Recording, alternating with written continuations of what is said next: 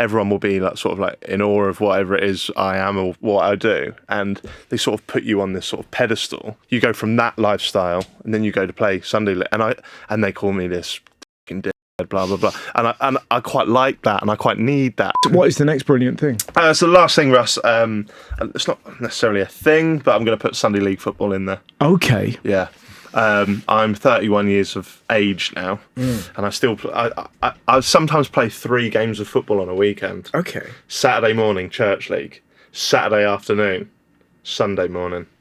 And the church league's often the most heated. Is it? Yeah. I'm not religious, but there's no sort of rules to join in the church league. You just have to do a little prayer at the start. But the first time I joined this team, I thought it was going to be like nice and easy. Because half the appeal is that no one's going to call me a wanker there. Yeah. But there was brawls. It was all kicking off. Really? Mate. Yeah, it was all kicking off. So. What? How? That really fascinates me. So now, a few people got sent off. There was a lot of sinners on that pitch. Yeah, I was going to say. Yeah. But so you say you have a prayer before the game. Yeah. What would the prayer be? I don't know. But they just stand. Everyone just sort of stands around the circle, and the centre circle, and then someone goes, "Dear Lord, keep us safe as we enjoy this game of football. Amen." Then you go. Then you go to war. Yeah, I was going to say. Yeah. But it must be so weird, like a sending off in a church league. Yeah. So presumably there's kind of similar thing where there's a local church FA committee, and they have to read out I imagine the bans and the fines in church league are full on. Do you know what I mean? It's just, I love that. So instead of VAR, do they have GOD? And they just kind of like shit like that, and they just look up and go, "He says you're onside." We go again. And it was just, but yeah, it's funny. Yeah. Hey, how did you? So you were attracted to church league because you thought it was going to be just a safe haven, no thugs, and it turned out. Yeah, I'm not super well known, but it seems that I know what you mean. That within football, it's yeah, exactly. The demographic of people who know about my podcast will be people similar to me, my age. Yeah. So whenever I go on a Saturday afternoon or a Sunday morning to some random Norfolk village, there are lads there who are getting into my head. Yeah. The whole game, and they go for the teeth. Yeah. The ginger. 6'3", I get it all. So I thought I'll have a little morning off and I'll join the church league, and they went for me too. Russ. Really? So what keeps you coming back now? I just love it, mate. I just don't know what it is. I you know, when you're younger, you think, oh, there'll never be a time when I just don't go clubbing anymore. Like I just love clubbing so much, or whatever it may be. And then you find yourself 5 years later not enjoying it and thinking, fuck, I'm here. I genuinely cannot see a time where I just won't want to play football. But that must like what I love about it, and you're probably the same. It's like we speak a lot about mindfulness, and people like, you know, clearly meditation is a great thing. Lots of super successful people are able to do it. I don't think there's anything other than football that I found in my life where I can truly be in the now. That's it. Like it's if you're trying to tackle somebody or pass or score, or you're so there, you're so present. It's you've hit the nail on the head. I have OCD. I have health anxiety, and just I spoke about this in Diary of a CEO and stuff. But like my whole life, I have these thoughts in my head that I can't get out, and they're always there, and they're always at the forefront of my brain. And when I play football, they're not there. They're not there, and it's unlike any. We were talking about flow state at the start of the pod. It must be that. It just must be that. So I think football, it just offers a release like nothing else can. And it's incredible. And another reason I love it is my granddad. He's like my best mate.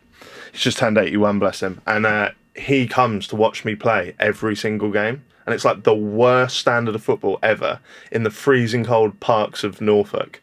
And he's there, and he's just been a constant in my life. So when I was 12, he was the one stood there. Now I'm a 31-year-old bloke taking the piss out of other 31-year-old blokes on a pitch, and I look over and he's still there. It is annoying because like the only times I seem to score is like when he's had like a doctor's appointment. He's not there and stuff. Yeah. So do you pick him up?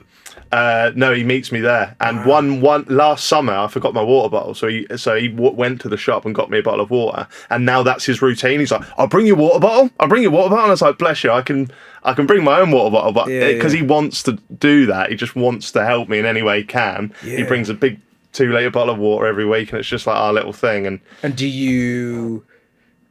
sort of, do you hang out with him after the game? Yeah, we'll go to. I'll take him for a little lunch. We'll go to a Weatherspoons around the corner or something. Yeah. It's just the best. Yeah, it's just the best. He's never really supported a football team, but since I was lucky enough to do some work with West Ham United, he's now been fascinated with sort of like them and seeing. Yeah. Have you taken him to a football game? No, I haven't. He's a big fat bloke. I'm not sure he'd really get in the Right, seats. okay. And he's got bad knees. And yet you're making him go and get your water. Piece of shit. I've got your fat pizza. Grandad, there's only one quarter left. Huh? Did you play Sunday League? Yeah. So I played Sunday League when I started playing for a men's team when I was 14. Right. And I loved that. So I played for my team on a Wednesday. I played five-a-side on a Monday with men. I went training on a Tuesday and a Thursday, and then I played on a Saturday, and then Sunday was when I played with the men. And I loved it because you were so much better than them, and you were like fit. Do you know what I mean? So it was And not drunk. and not pissed, but it was. Yeah, it was and you also feel like a man. Yeah. You know what I mean? It's sort of like you get whacked. You have to you get punched. So you're half decent as a boy and you play with other boys and everything's at a level. And then suddenly you get this 38-year-old man just steam into you. Yeah. And it's brutal. But when you go around that 38-year-old man and score, it's There's unbelievable. nothing better, is there? Yeah. There's nothing better. Yeah. It's similar to what you were saying there. It's like we'll take our podcast on tour and we'll meet everyone after, and everyone will be in awe of whatever it is I am or what I do, and they sort of put you on this sort of pedestal, and then you go from that lifestyle, and then you go to play Sunday, and they call me this fucking dickhead, blah blah blah, and I quite like that, and I quite need that sometimes. It's quite humbling, and yeah. No, totally. Why were you asking whether I played Sunday League football? Just as a different, because I know you played Saturday and pretty high level, but Sunday League has its own quality. Yeah. And it's mental. Yeah. Oh yeah, and but it's that's messy. It's mud. It's mud, isn't it? I remember there was an Irish bloke on the opposition, and they were like, "Oh, we can't play because there's like 3 dog shits on the pitch," and he picked every one of those dog shits up and threw them into a hedge. And it was that moment of going, not only are we playing, but he's going to be marking somebody. It was insane. But I played Sunday League with a team where the striker was fantastic, but he just couldn't stay out of prison. Very tricky. yeah. But that's what I mean. I've often thought it really feels like there's never been, to my knowledge, there's never been a really great football sitcom. And I know, like, straight away you kind of like Ted Lasso, but Ted Lasso is an American version of what, and it's upbeat and it's but that almost like a football